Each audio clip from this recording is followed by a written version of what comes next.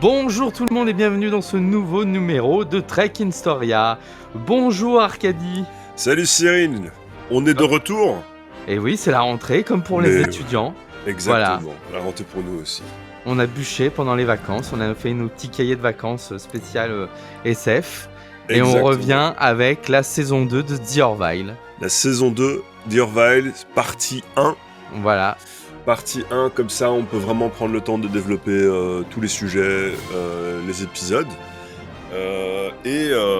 Voilà, alors toi, mon cher Cyril, déjà ça me fait toujours plaisir de te parler. Oh, c'est mignon. Franchement, voilà, on a nos interactions et ça me fait toujours plaisir. Ah, vraiment, ça, en fait, ça fait pour les auditeurs parce que ça fait très longtemps, ça fait un petit temps qu'on s'est pas parlé pendant les vacances et tout ça. Et voilà, je prends conscience à quel point ça me fait plaisir, que j'aime nos petits podcasts. Qu'est-ce que t'as pensé de The Orville saison 2 ? Eh ben, j'en ai pensé que je l'ai trouvé un peu moins dynamique que la saison 1. La saison 2, je l'ai trouvé, surtout la partie 1, avant, on va bien découper avant ce qui se passe avec les Cylons. Je l'ai trouvé un peu plus détendu, comme une saison 2 de Star Trek TNG, où finalement on était plus là pour explorer les personnages que les situations de science-fiction. Et c'est quelque chose que t'aimes bien ou du coup, parce que ce soit moins dynamique. Par exemple, tu vois, moi, justement, c'est quelque chose que j'ai beaucoup apprécié, ce truc où ils trouvent leur rythme. Ils se disent, mais en fait, on fait du Star Trek, les gars, et Star Trek. C'est, on fait un peu du voyage en espace, il nous arrive des petites aventures. C'est un autre rythme, tu vois. Donc, est-ce que toi, ça t'a plu, ça ? Alors, bonne réflexion. Si c'était il y a 10 ans, ça m'aurait plu. Ça m'aurait plu parce que du coup, ça aurait été dans les standards.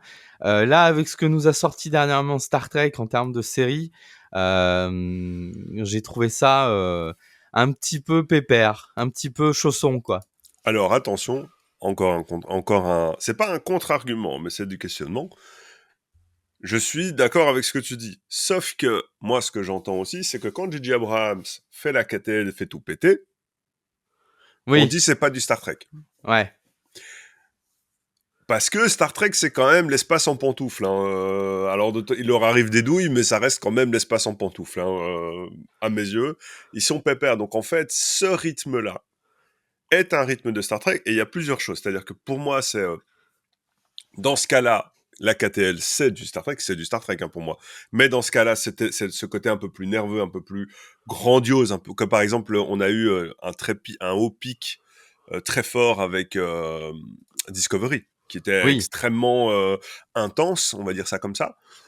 Pour moi, c'est une proposition de Star Trek autant que la KTL, et le côté Space Pantoufle est du Star Trek originel, parce qu'ils n'avaient pas beaucoup de budget, ils pouvaient pas faire beaucoup. Et du coup, ça ne me dérange pas de voir The Orville adopter cette espèce de routine qu'ils intègrent de manière consciente dans leur récit. Il y a pas mal de moments où il dit putain, mais il y en a marre, on doit encore se taper une mission d'acheminement.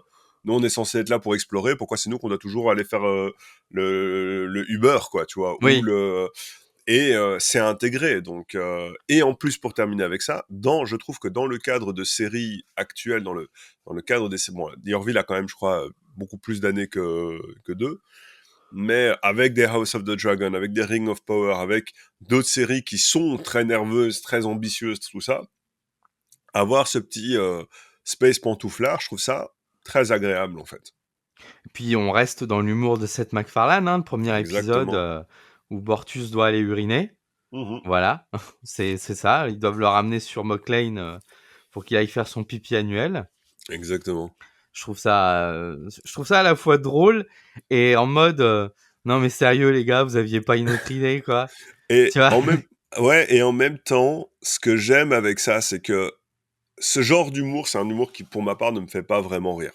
Par exemple, je vais un peu rassembler, mais les American Pie, l'humour d'American Pie ne me fait pas rire.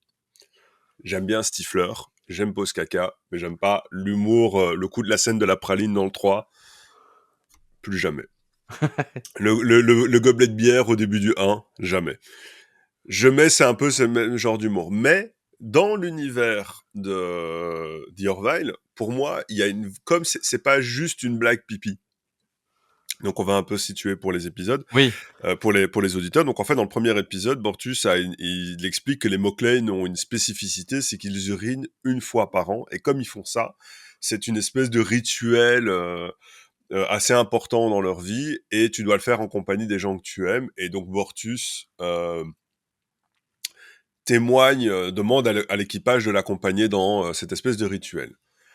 Alors, ce qu'il faut comprendre là-dedans, c'est que pour moi, il y a plusieurs choses, et c'est là que je trouve que c'est extrêmement intelligent, c'est que la première, ça permet de montrer naturellement l'attachement de Bortus à son équipage. Donc, il y a une évolution. L'arc de Bortus, c'est en tant que Moclane, il va être influencé par la culture de la Fédération, et va se distancer de la culture Moclane. Ça, c'est son arc à lui. Et ça commence avec Topa, ça commence avec des petites touches par-ci, par-là. Et pour moi, ça permet de dire, mais en fait, Bortus, par rapport il est quand même très froid, il est quand même très protocolaire, très cérémonieux, quand il parle et tout. Bah, pour moi, c'est une manière de dire, ok, il est comme ça, mais en fait, il est extrêmement attaché à son équipage, puisqu'il les demande de les inviter. Donc déjà, au-delà de la Black Pipi, il y a cette information-là qui est narrative. La deuxième chose que je trouve aussi très intéressante, c'est que le truc des Moclane, et après j'ai une théorie sur les Moclane, on va pouvoir en parler, c'est que le truc des Moclane, c'est que ils représentent l'autre culturel, l'altérité culturelle qui est tellement différente de ta manière de penser. Comment tu fais pour gérer une culture pareille? Et donc bah, ça passe. c'est la question de Messer à chaque fois, hein, du capitaine. Comment Oui, est-ce c'est qu'on ça. peut être allié avec eux, quoi? C'est ça. Et en fait, c'est cette question-là. Et pour moi, cette question-là, elle ne doit pas tourner uniquement autour des trucs négatifs. C'est-à-dire le côté désarçonné, le désarçonnement, il doit être à la fois sur les trucs négatifs comme ils font des opérations sur leurs enfants pour leur forcer un changement de sexe.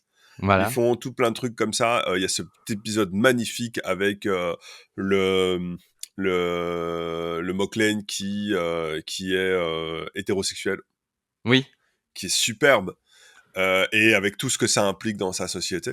épisode 7, ouais. Voilà. Et en fait, il y a quoi? Il y a ce truc-là où c'est juste un peu con, en fait. Et tu te fais, bon, bah, c'est bizarre, ils font pipi. Et quand ils font pipi, c'est monstrueux, quoi. Tu vois, c'est débile, mais comme c'est narratif. Je trouve ça intéressant parce que du coup, c'est pas juste une connerie. C'est comme le boom shack, là. Tu sais, quand ils se balancent le tic-tac boom, en fait, ils se balancent une pierre et à un moment donné, ça transperce les mains. Tu Ouais. vois, et c'est des trucs comme ça qui rend à la fois la culture vivante, puisque elle n'est pas limitée qu'aux besoins scénaristiques de la thématique qu'on va développer. C'est pas genre juste, enfin je vais un peu exagérer parce que j'ai pas tous les infos en tête, mais genre les Klingons où c'est te servent de parler de l'ennemi des États-Unis à l'instant T. Ouais. Et donc ils deviennent l'ennemi des États-Unis. Ils deviennent les Russes, ils deviennent les fanatiques, ils deviennent. Alors que là, les Moclane, pour moi, les Moclane, c'est clairement la culture, enfin la perception américaine de la culture moyenne orientale. C'est-à-dire, si t'es PD, tu vas crever. Enfin, tu vois, bon, j'exagère un peu le trait, mais je dis bien la perception des Américains. C'est-à-dire le truc. En fait, c'est pourquoi je dis ça, parce que les Américains, ils dépendent du pétrole pour leurs machines. Et les Moclane fabriquent toutes les machines de la fédération, et donc ils sont obligés de bosser avec des gars où ils sont pas en accord culturellement avec la truc fondamental qui est déjà la religion. Les Américains sont chrétiens avec toutes les variantes face à des musulmans qui ne prient pas qui prient pas de la même manière le Dieu. Et du coup, il y a cette différence, il y a ce côté les femmes voilées, parce que pour eux, il y a un melting pot, tu vois, t'as une espèce de zone bruyante, on te dit c'est les Arabes, tu vois. Ouais. Et moi, je pense qu'il y a un petit peu ce côté-là là-dedans, et qu'en fait, ce que Seth MacFarlane a eu l'intelligence de faire, c'est de dire, c'est juste la question de mais comment tu fais pour bosser avec quelqu'un dont tu comprends pas la culture et des fois tu l'acceptes pas, et qui prend simplement l'extrême du réac. En fait, c'est une société réactionnaire, c'est-à-dire la société elle est comme ça, on peut pas la changer, etc., etc. Tu vois, c'est un peu ma théorie sur ce que représentent les Moclane. Donc, j'insiste, c'est pas les Arabes de l'espace.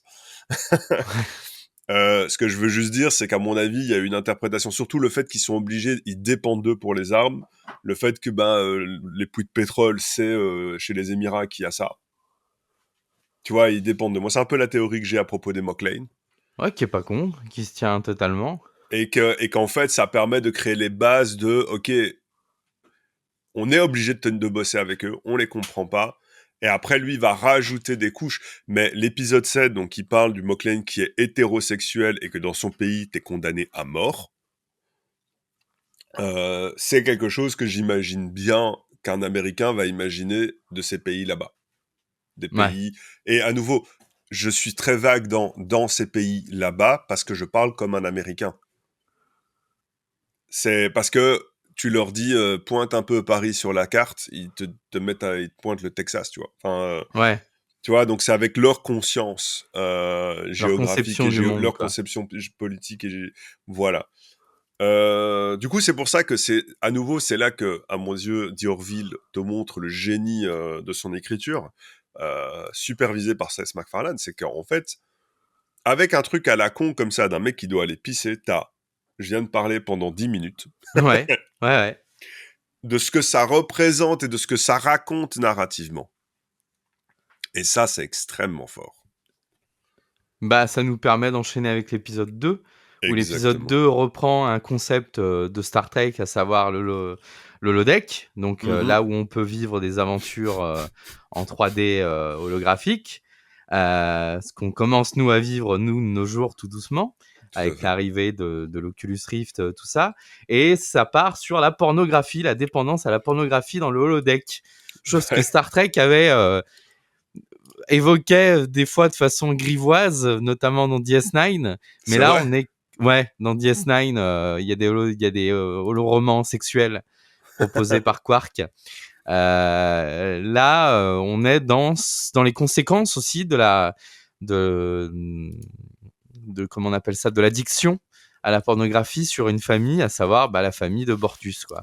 Ouais, Et son addiction va causer des pannes à travers le vaisseau, tout parce à qu'il va fait. chercher toujours plus de sensations et il va bricoler le vaisseau pour qu'il lui apporte toujours plus de sensations érotiques sexuelles. Exactement. Et pour moi, là, cet épisode, c'est un bijou de narration. C'est-à-dire, c'est vraiment c'est un truc qu'il faut étudier à la narration. Si vous voulez apprendre à écrire des histoires, étudiez la structure de cet épisode ou comment deux histoires séparées qui s'intègrent arrivent à s'entremêler pour faire une grande histoire qui est celle de l'épisode, puisque en gros, Bortus veut comme Cyril a dit, dans sa quête du plaisir.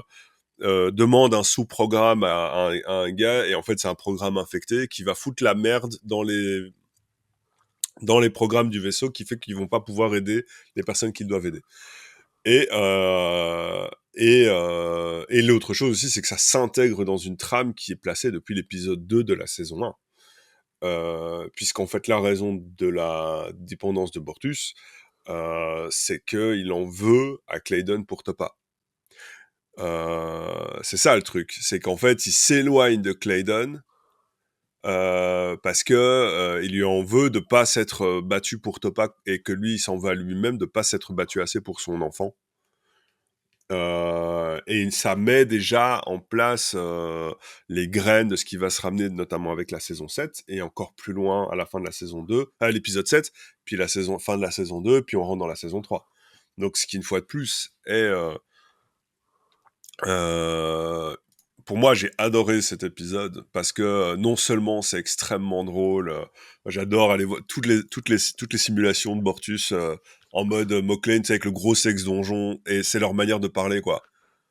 Tu vois, je suis prêt à faire ce que vous voulez. Attention, cela va coûter. C'est super, super drôle, quoi.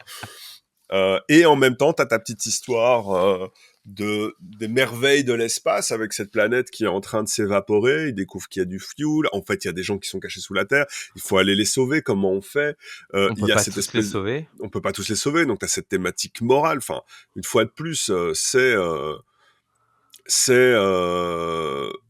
comment dire? C'est riche comme épisode, c'est riche en écriture, c'est riche, vraiment, c'est très, très beau. Ouais, Franchement, c'est une petite pépite pour moi, il est on drôle. en vient même à oublier cette partie un peu dramatique de on peut pas sauver tout le monde sur la planète, quoi. Ça, par contre, c'est vrai. Voilà, Ça, par contre, je suis entièrement d'accord. C'est que la fin, elle est pas rushée, mais la fin fait qu'effectivement, tu t'oublies que t'as lâché 60 gars. à la mort, quoi. Voilà, malheureusement, on passe un peu trop à autre chose parce qu'on se concentre trop sur Bortus Voilà et Claydon. et Ça, c'est vrai. les 2 C'est le petit premiers défaut. épisodes, c'est vrai qu'ils sont totalement dédiés au McLean. Mauclane et à Bortus, à la différence de l'épisode 3 qui lui est sur Alara, Ouais, qui était la chef de la sécurité qui était capable de déverrouiller un pot de cornichon comme une porte de coffre-fort. ouais, Voilà, qui subit une maladie dégénérative à force de rester avec la pesanteur humaine. ouais. Bon, je l'ai Qui trouvé est... moyen cet épisode. Ouais, c'est...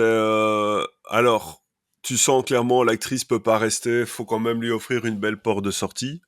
La porte de sortie est belle. Moi, je trouve ça quand même beau quand on dit on fait un épisode entier pour dire au revoir à un membre du cast, et on le fait bien.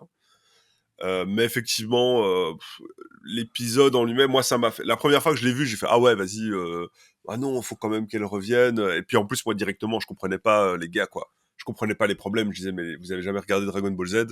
Vous faites des chambres à gravité, point barre, quoi. Ce qu'ils font à la fin. » Mais voilà, c'est un peu triste. Mais il y a cette apparition du gars c'est de DS9, hein, non, de Et bah, Voyager, on le a donc père. Robert Picardo de Voyager et on a John Billingsley de Star Trek Enterprise. Voilà. On Du a coup, deux docteurs de Star Trek qui viennent dans cet épisode. il y a par contre une fois de plus, petit détail que j'aime, et ça c'est le côté décalé de Diorville qui rejoint le côté Bortus doit faire pipi annuellement. C'est-à-dire que là, on a toujours eu ce côté américain. Oh là là, mes parents c'est tous des sportifs. Moi, je suis l'intellectuel marginal du groupe, de la famille, et je fous un peu la honte parce que je sais pas monter à la corde.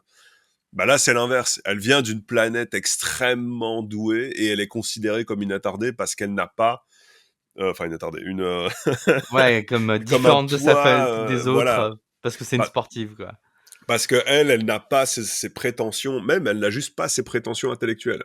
Je pense simplement que c'est quand tu lis un peu, quand je vois un peu l'histoire, c'est juste que c'est pas qu'elle est conne, c'est qu'il considérait qu'elle avait des difficultés, donc elle n'était pas aussi maligne que les autres, mais que bah, elle voulait faire autre chose de sa vie en fait. Et que je trouvais à nouveau, c'est tu vois, ce truc, c'est pas juste on prend la Terre, on la met dans l'espace, on prend notre société, on la met dans l'espace et on prend notre société, mais on va en parler différemment, mais on en parle quand même. Euh, et c'est ça qui pour moi est la beauté de l'écriture de D'Orville, qui est à nouveau, c'est pour ce genre de petits détails que c'est le nouveau Star Trek, et que pour l'instant je n'ai rien vu. J'ai maté des Lower Decks, j'ai maté du Discovery, j'ai maté du même alors que Strange New World Pike dans Strange New World a capté mon cœur. Je reste que quand je mate un Diorville, je mate ce que Star Trek aurait dû être. Maintenant. Tu vois, ça aurait dû être la nouvelle saison de Star Trek. La nouveau truc. D'ailleurs, Des saison épisodes 4 plus apaisés. non, aussi bien écrit. C'est Ouais. juste aussi bien écrit. Enfin, quand je vois ça, je vois des épisodes, les grands épisodes de TNG, tu vois. Je vois, tu dis, ouais, c'est pas bien, c'est même l'épisode qui est un peu, ouais, bon, ok, on dit au revoir au personnage, ça fait chier, mais on te met des petites perles d'écriture, l'épisode, il est propre, ce que ça raconte, c'est intéressant, et t'as un petit truc à en sortir. Point. Et on peut passer à l'épisode 4, et là, c'est Janelle et Ed, ah ça, ouais, ça m'a fait mal au cœur. Oui, Janelle est un Ah, personnage qui est apparu assez rapidement dès l'épisode 2, ouais, qui devient le love interest de Capitaine Mercer, et qui partent en voyage et qui se font capturer par les Krill. ouais. Et Janelle s'avère être, attention, spoiler, Tam, une tam, tam. Krill que Ed Une avait crime. épargnée dans la saison 1. Exactement. Une fois de plus, l'intelligence d'écriture, on te met un truc dans la saison 1, on te le ressort maintenant, Et en plus, on te le ressort avec un twist parce que tu te fais. C'est à nouveau, enfin, je suis désolé, mais j'ai pas encore vu ça dans. Même dans Voyager, hein, même dans Strange New World, hein, pardon. Oui, C'est-à-dire, quand je parle de Strange New World, c'est pas genre c'est la meilleure série Star Trek actuelle. C'est que c'est la série Star Trek actuelle, c'est la proposition Star Trek actuelle qui, moi, m'a le plus capté. Donc, quoi qu'on pense du reste, mais à nouveau, on te parle de ce personnage-là dans la première saison, et le personnage revient, mais en plus à travers une fêlure du personnage principal, qui est son incapacité à avoir une relation. D'autant plus que Kelly, sa femme, elle a une relation avec un autre gars. voilà, le Donc tu vois professeur qu'il a des écoles. souffert de ça. Ouais. Tu vois qu'il n'arrive pas à s'investir parce qu'il est toujours trop dans son boulot. Et ça te fait chier parce que tu l'aimes bien, Mercer. Tu te fais, j'aimerais bien qu'ils soient un peu heureux en amour. Et il est heureux en amour. Et en fait, c'est son passé qui le rattrape parce qu'il a merdé avec une fois. Il a fait un choix et ce choix a impliqué des conséquences. Voilà les conséquences. Enfin, rien que ça, des petites choses comme ça, c'est génial. J'ai adoré la subtilité d'écriture de la relation entre les deux personnages. Euh, le truc avec Billy Joel, c'est à la fin où il lui donne la clé USB, il fait la totale de Billy Joel. C'est con, mais c'est dans ces choses-là. Quand elle lui dit, tu sais, ils doivent dormir, elle dit oui, je vais monter la garde, dormez pas sur le dos, dormez sur le côté, vous ronflez. Gonflé. C'est très chiant. Tu sens qu'à ce moment-là, c'est plus l'espionne. C'est, comme dit, il y a cette femme, il y a Janelle et il y a l'espionne. Et c'est plus l'espionne, donc c'est plus Telaya l'espionne, c'est Janelle qui s'exprime. Et Ed, tout son truc, c'est de dire, je suis sûr que cette Janelle a vraiment existé. Et elle dit Oui, non, vous êtes. Et en plus, il y a tout ce truc-là où elle dit, il parle de la religion, tu sais, où il s'énerve un peu en disant, ouais, vous vous rendez compte que vous cassez les pieds à la galaxie entière parce que au nom de votre foi, alors qu'il n'y a rien qui prouve votre truc, vous prenez un mec qui n'existe pas et elle dit, vous êtes tombé amoureux d'une femme qui n'existe pas. ouais. C'est génial. Enfin, à nouveau, c'est. Et on n'a pas besoin d'aller plus loin parce que la force de Diorville, et c'est ce qu'ils font avec la transidentité de Topa, la question de la transidentité de Topa, c'est pas d'expliquer est-ce que c'est vrai ou pas, est-ce que on légitime ou pas. La force de Diorville, c'est de dire il y a des gens comme ça sur Terre. Comment on fait pour s'entendre? Comment on fait pour opposer nos discours? Que la transidentité, c'est la question de Topa n'est pas la question de la transidentité. La question, c'est comment, quand t'es un parent, et comment en tant que, déjà, pour elle, ce sera plus tard, mais comment tu gères ta transidentité. Mais pour la question, c'est surtout autour des parents, de Oui, comment tu gères un enfant et l'écriture, c'est pas qui est trans. L'écriture, c'est comment tu gères un enfant qui a un choix de vie qui est à l'opposé même de ce que tu considères être bon. Et ça, tu peux le mettre sur n'importe quoi. T'es un rigoriste, cubéni, machin, ton gosse, il devient punk. Enfin, tu vois, tu fais, ok, il se passe quoi? Parce qu'un jour, quand il était enfant, tu l'as vu faire du headbanger sur du Powerwolf, tu vois, j'en sais rien. Enfin, et tu fais, oh mon Dieu, quelle horreur, tu vois, c'est du satanisme et tout. Et en fait, comment tu fais? Et à un moment donné, cette transition, donc c'est pas une transition, c'est cette affirmation d'identité, elle est latente. Comment tu fais pour gérer ça? Et c'est là que c'est génial. Et pareil pour les Krill. Comment tu fais quand des mecs te disent je suis persuadé d'avoir raison? Et oui, toi tu dis c'est complètement con. Et vous cassez les pieds au monde avec ça. Et c'est ça qui est génial. C'est ça qui est génial dans l'écriture de D'Orville. La question n'est pas de dire nous avons raison ou nous avons tort. La question est de dire, même pour un croyant, parce que la question c'est la question de la foi. C'est-à-dire, tu as foi en Dieu. Ils ont foi en leur livre. Une fois de plus, ça peut être les chrétiens, ils ont foi en la Bible, mais moi, à nouveau, je trouve qu'avec le caractère péremptoire du bouquin sacré qu'ils ont, les Krill, c'est quand même des musulmans, tu vois. Ils ont Dieu, ils ont leur bouquin qui leur dit exactement ce qui s'est passé. Et une fois de plus, c'est pas ça la question. La question, c'est que même un croyant peut entendre ce discours-là dans Diorville, cette question-là de ouais, mais écoutez, on fait quoi vous avez cru aussi en quelque chose qui n'existait pas, cette femme-là.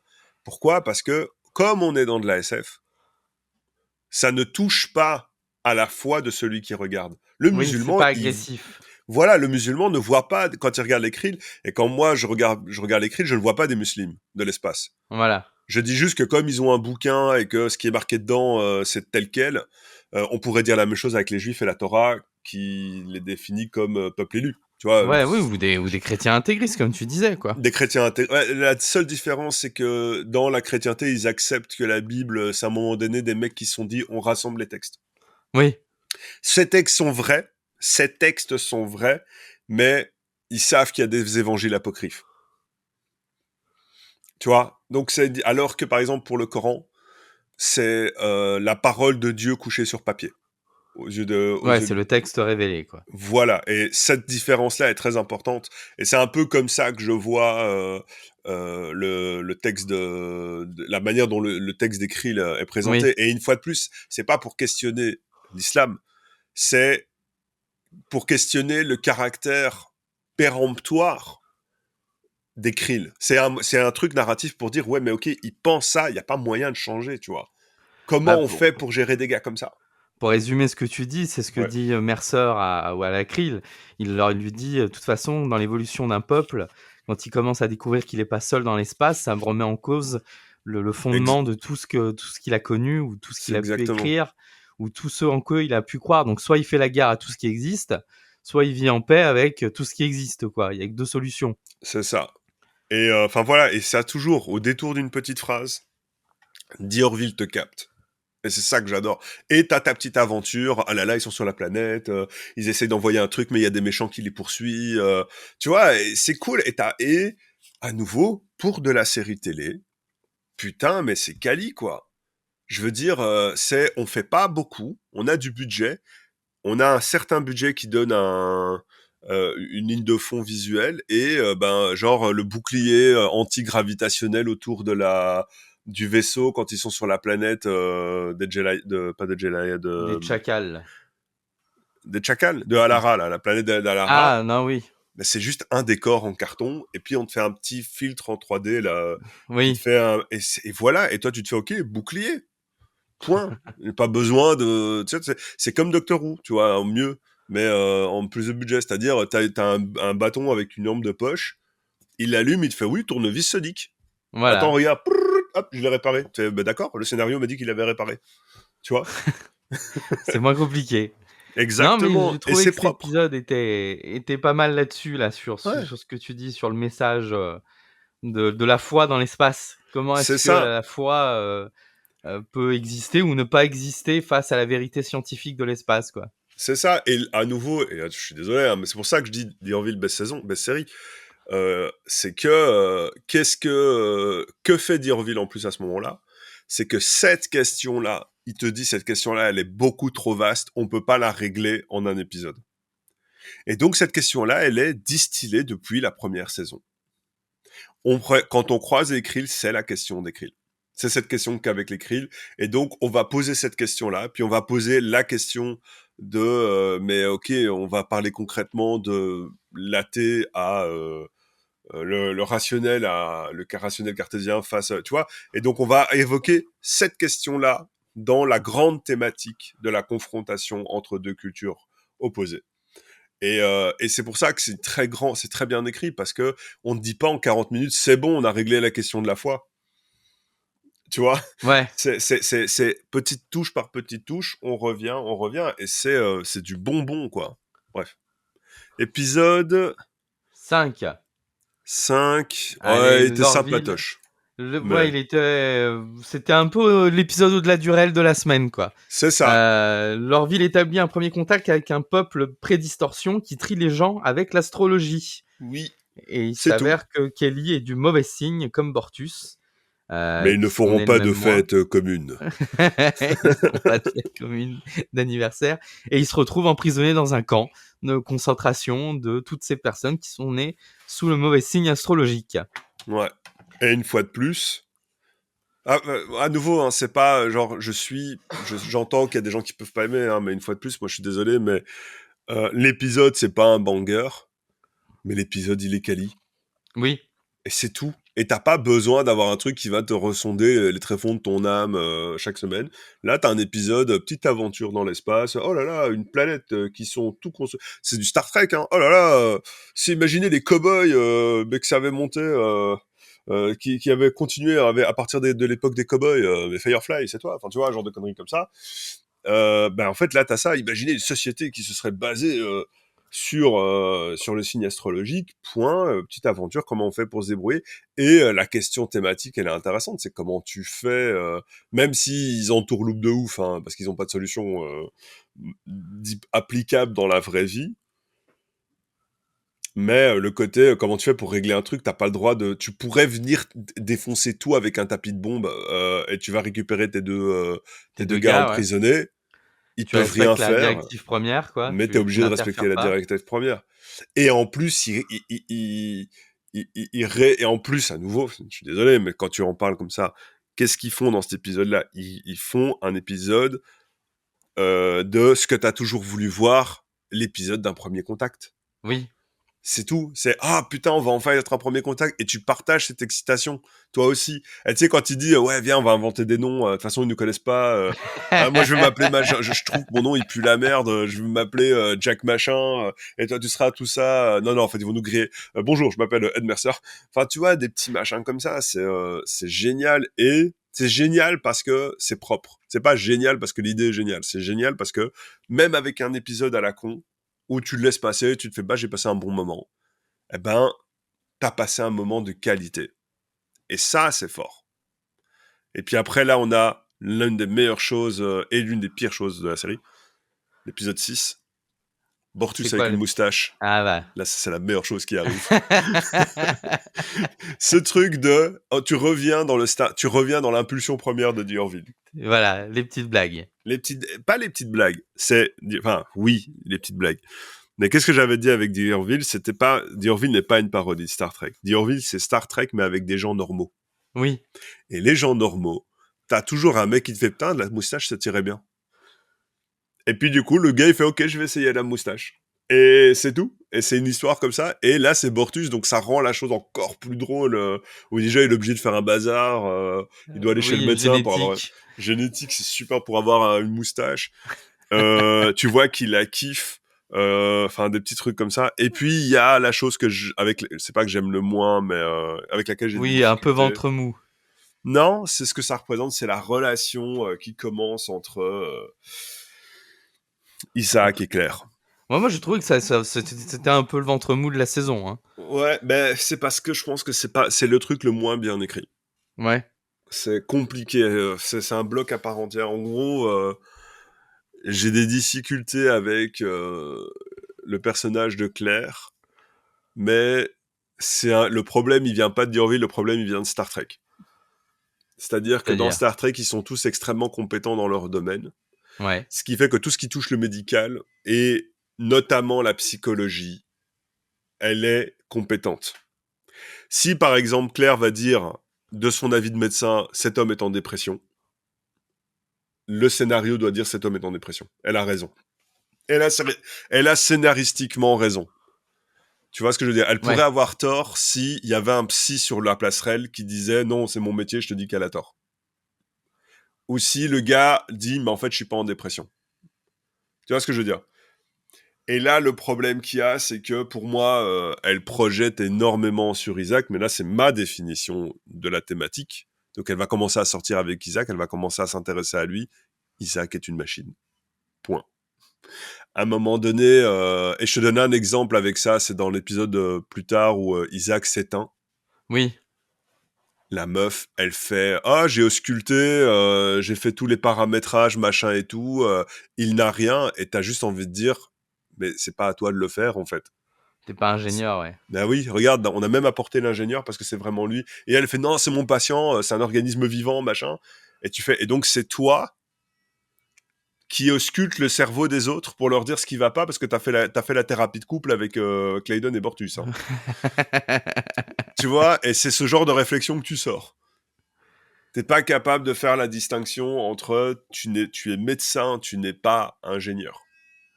Bah, c'est vrai que ce personnage, il est doublement écrit. Il est à la fois la mère célibataire du vaisseau Ouais, et le docteur, mais on le voit jamais vraiment en tant que docteur être efficient, quoi. c'est ça. Et à nouveau, c'est le truc de Star Trek, c'est elle est efficace parce que dans Star Trek, t'es censé, si t'es là, t'es efficace.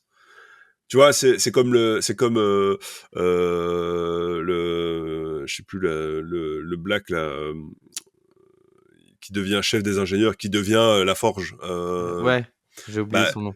il est extrêmement efficace dans son métier. Le pilote, il est extrêmement efficace. Donc elle est extrêmement efficace dans le domaine médical. Et c'est pas ça le problème. Le problème, c'est que ces bouleversements et ces questionnements humains te font remettre en doute sa capacité à pouvoir à pouvoir émettre des diagnostics sur la personnalité des gens. Je veux dire, elle se permet de faire une thérapie de couple pour leur expliquer ce qui va pas chez Bortus et Claydon. Tu dois l'accepter comme telle qu'elle fait ça bien, puisque Oui. elle est compétente. Sauf qu'après, quand elle commence à te dire je projette à fond un être vivant chez Isaac, et que tout le monde lui dit putain, mais c'est juste une machine, si ça se trouve, t'en sais rien. Et c'est la question on a littéralement quelqu'un qui va se monter le chou et qui va projeter de ouf, tu vois. Et elle te vient avec la thématique, oui, mais transhumanisme, qu'est-ce qu'on peut dire que tu es un être humain et tout. Et tu fais, ouais, mais... Enfin voilà, j'ai un peu du mal avec ça, même si j'aime leur histoire d'amour. Tu vois, je la trouve sympatoche. Et t'as cette scène avec, tu sais, quand Isaac, il veut sortir avec elle. Et donc, il fait tous les trucs avec le holodeck et il se transforme en humain et tout. Et puis, t'as cette scène magnifique où il doit rompre.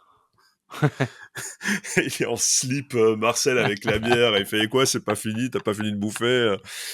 Vous avez l'air énervé, je dois comprendre que vous êtes en plein milieu de votre cycle. C'est super drôle, quoi. Et rien que pour ça, ça vaut la peine d'être vu. Donc c'est juste cette petite tâche, parce que ça va continuer sur la suite, même dans la saison 3, avec des choses avec lesquelles je suis profondément pas d'accord. Euh, voilà. Donc, c'est cool à voir. Mais voilà, je peux pas m'empêcher de voir une femme qui à projeter dans un sextoy Ouais, un c'est humain, quoi. desiderata, quoi. Voilà. Et alors que depuis le début, le mec il dit ah oui, j'analyse les choses, je ne ressens aucune émotion. Et pourtant, la question des sous-programmes qui se sont adaptés parce qu'il a à elle et qui fait que ça crée Un un manque. dysfonctionnement, je trouve ça extrêmement intéressant. Ouais.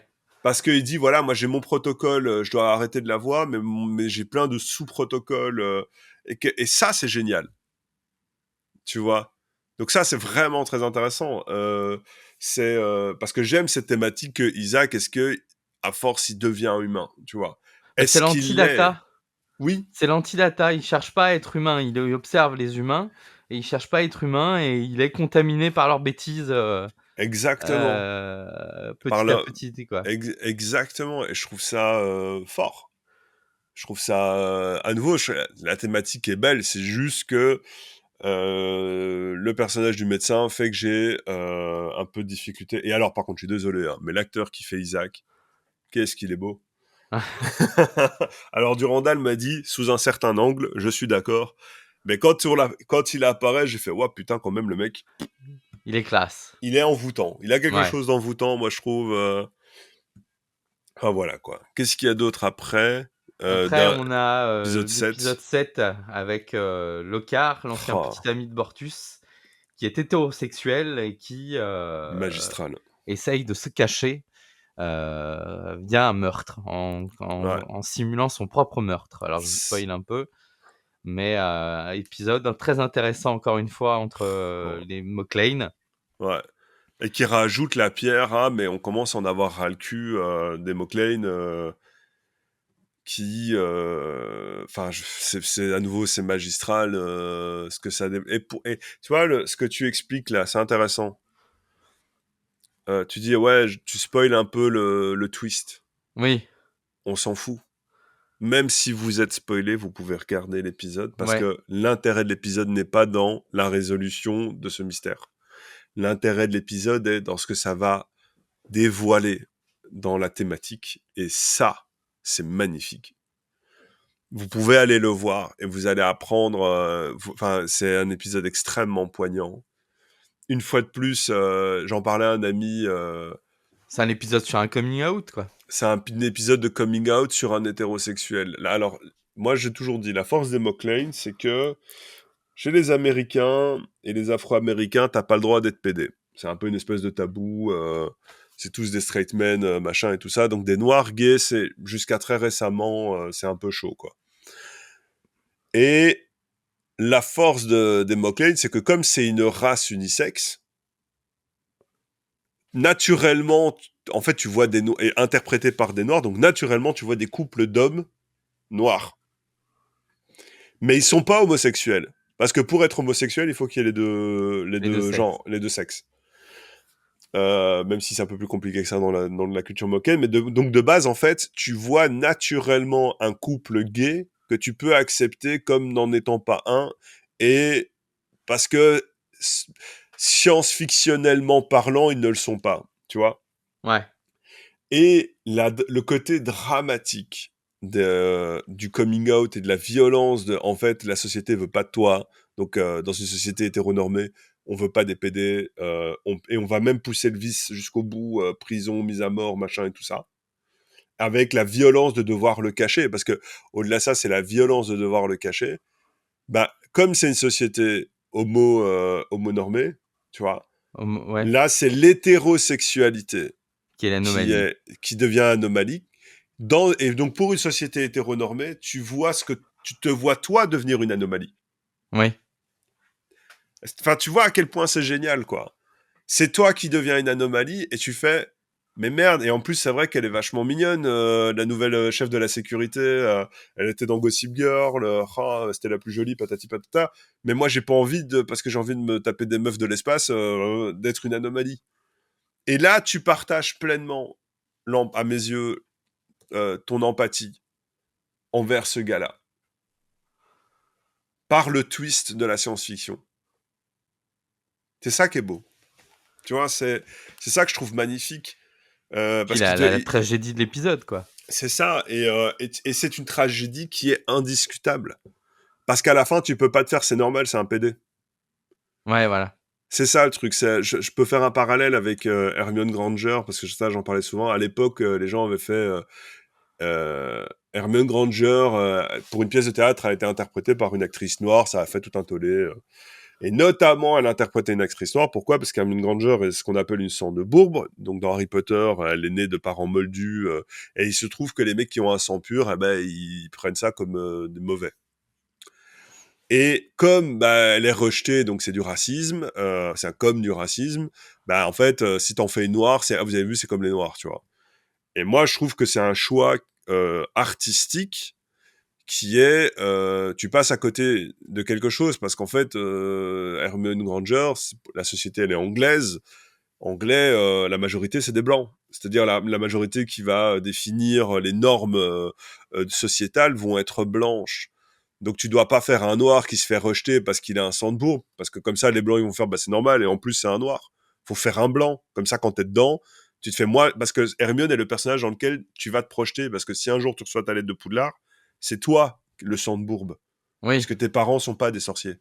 Donc en fait, pour moi, Hermione est le personnage dans lequel tu te projettes le plus.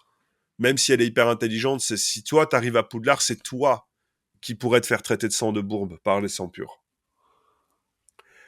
Et à ce moment-là, c'est le petit blanc qui doit apprendre. En Angleterre, c'est le petit blanc qui doit apprendre qu'en fait, se faire traiter juste parce que t'as un truc avec lequel tu es pour rien, qui est complètement injuste et qui est complètement con, bah, c'est lui qui doit apprendre cette leçon-là. C'est pas le noir qui le sait déjà.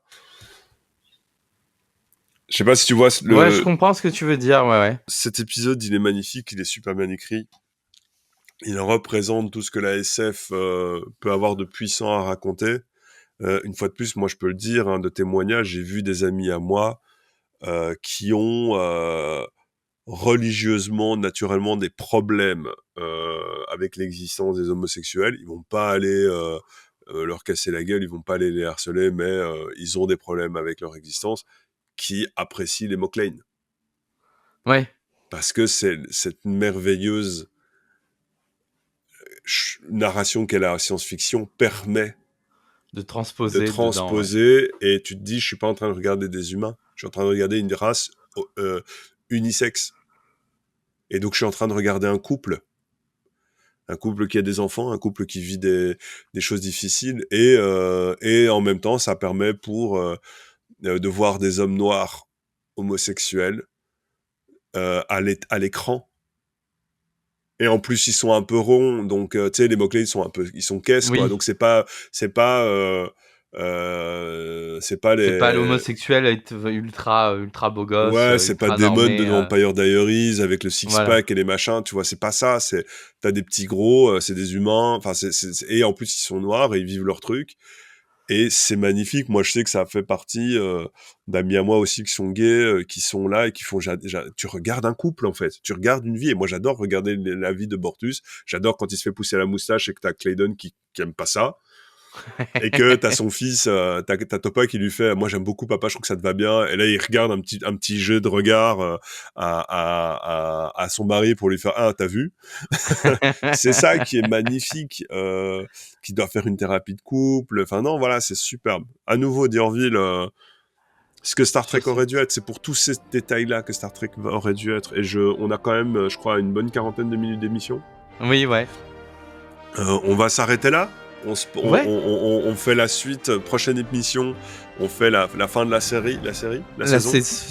Oui, la deuxième partie de la saison 2 Voilà. qui a beaucoup plus d'action, où tu sens que le budget a été mis dans les effets spéciaux cette fois-ci plus que dans le scénario. Donc on verra ce que ça donne. Exactement. Mais voilà, pour une petite reprise, hein, tout c'est doucement. propre, hein, qualité. Hein. Ouais, on n'y va pas trop fort pour pas trop vous perdre. Donc comme d'habitude, si vous avez aimé, n'hésitez pas à nous laisser des commentaires et des petits pouces, ça dépend de la plateforme où vous êtes, hein. Des petits cœurs, des petits 4 étoiles, on prend, on est content. Et puis on se retrouve très bientôt pour la partie 2 sur D'Orville saison 2. Yes. Voilà. À bientôt Arcadie. À bientôt Cyril. Ciao. Ciao.